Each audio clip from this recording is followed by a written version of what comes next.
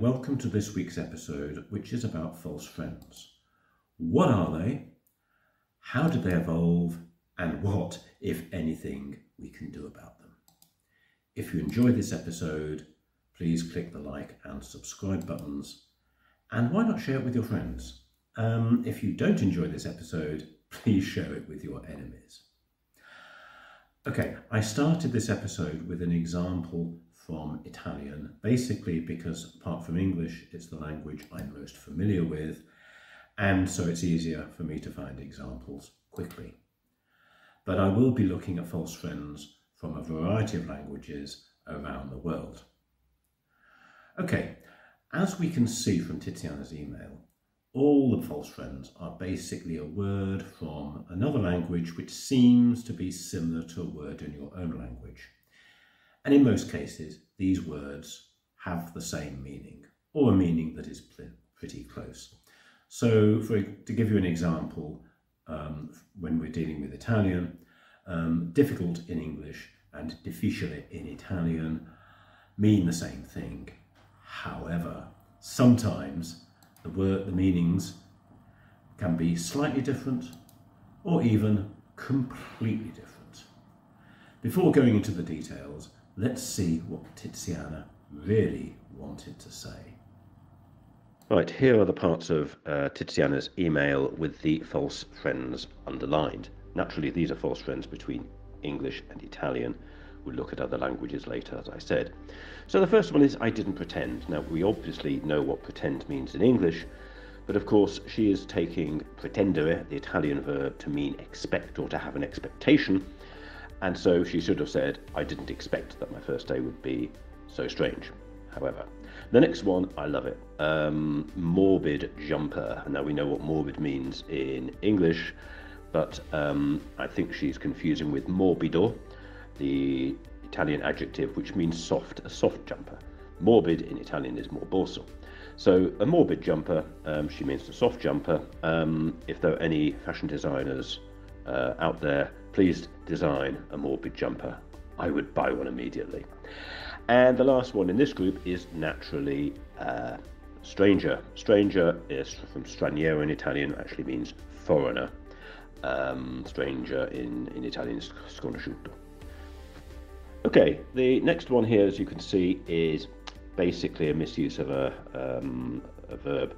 I took a photo of him instead of, because in Italian it would be the equivalent of made a photo.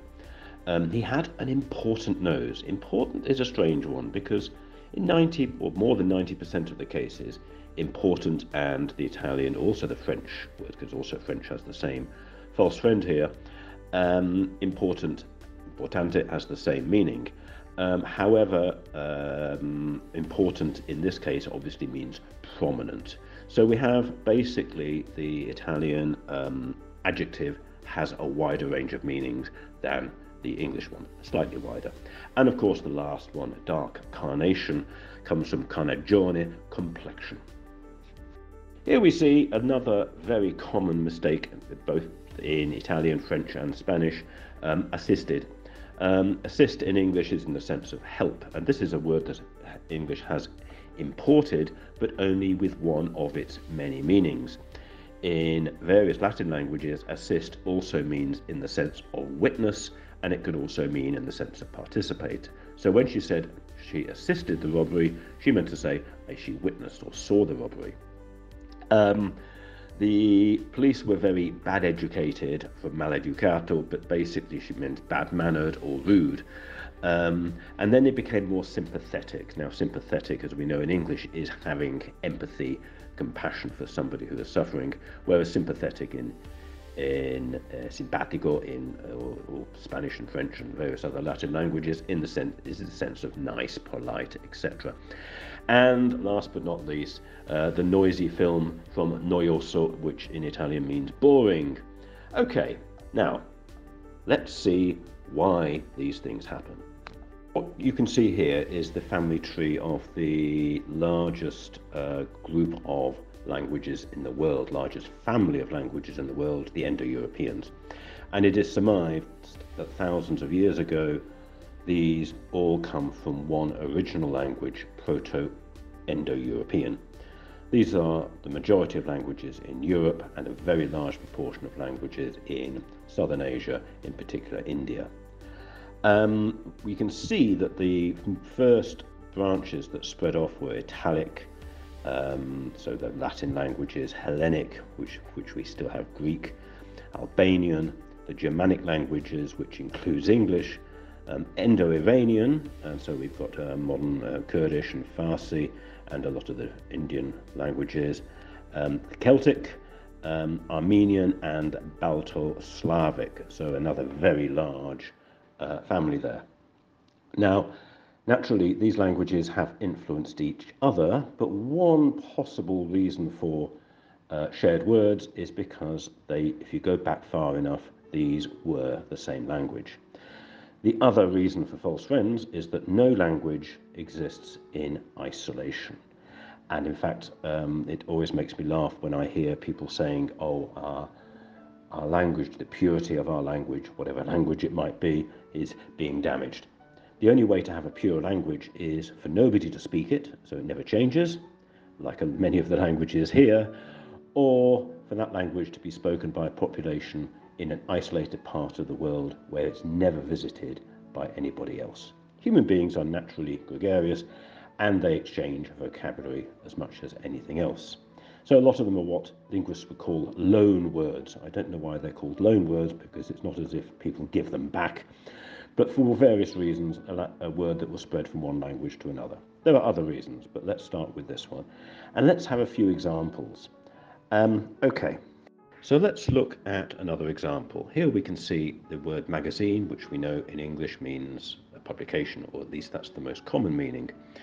When Tiziana wanted her morbid jumper, she might have asked to go to a grande magazzino, or department store, which is also similar in Georgian as univer mahazia.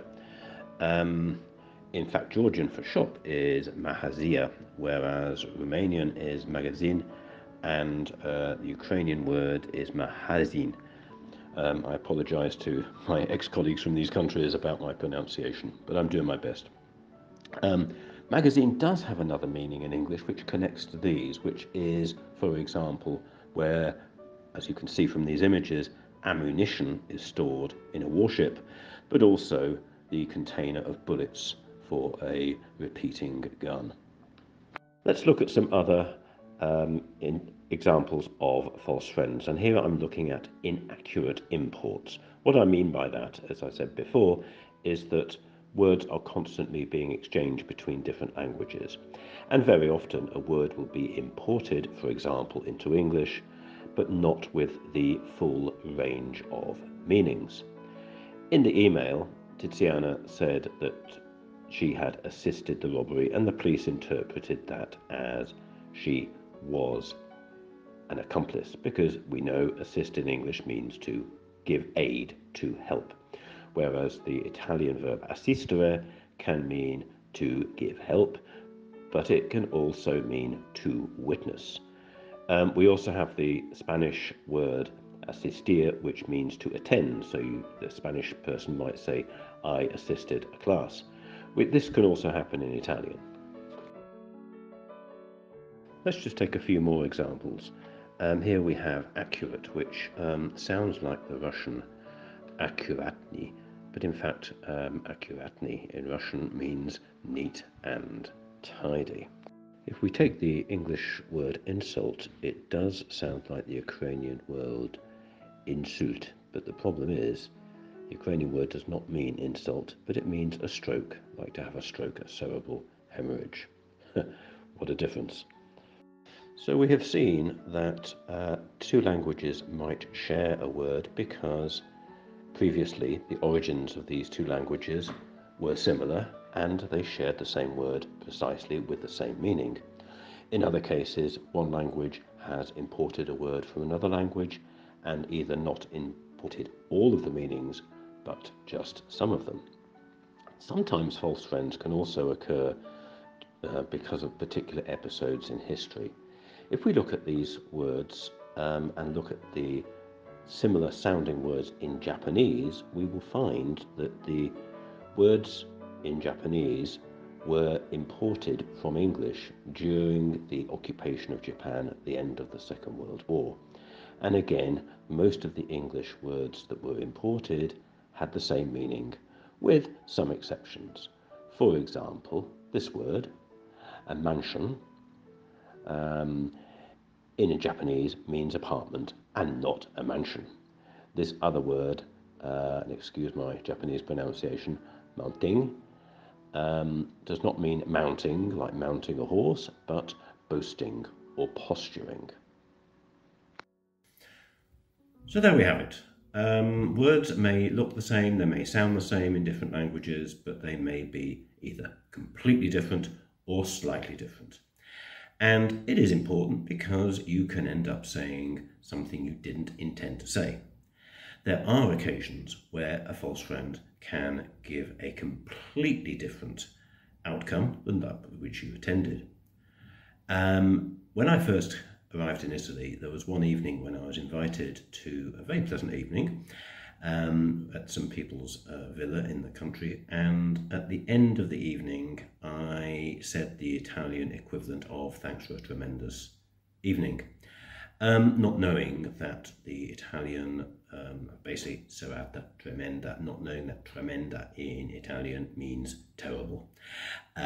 Also terrific in English is positive and terrifico in Italian is negative.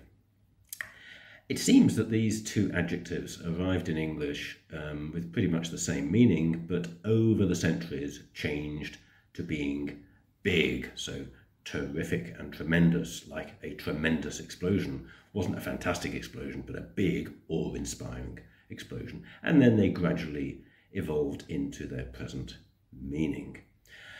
False friends exist between all languages, not just English and other languages. So there are false friends between Spanish and French, between German and Greek, between Japanese and Malay. And so what can we do about them? Well, not a lot, to be honest. It's just a matter of being careful. Whenever you're learning vocabulary, it's useful to have a checklist, all the usual things like meaning, collocation, nuance, but also, is it likely to cause a misunderstanding? This misunderstanding might be very small. For example, important, whereas in French, important, like an important sum of money, can mean a substantial sum of money, whereas in English it's just going to mean high priority. Or it could be something totally different, like eventualmente in Italian, which means maybe, compared to eventually, which means in English, as we know, definitely really, but we don't know when. So the only lesson from this is really be careful. It can be a very dangerous world. Bye for now.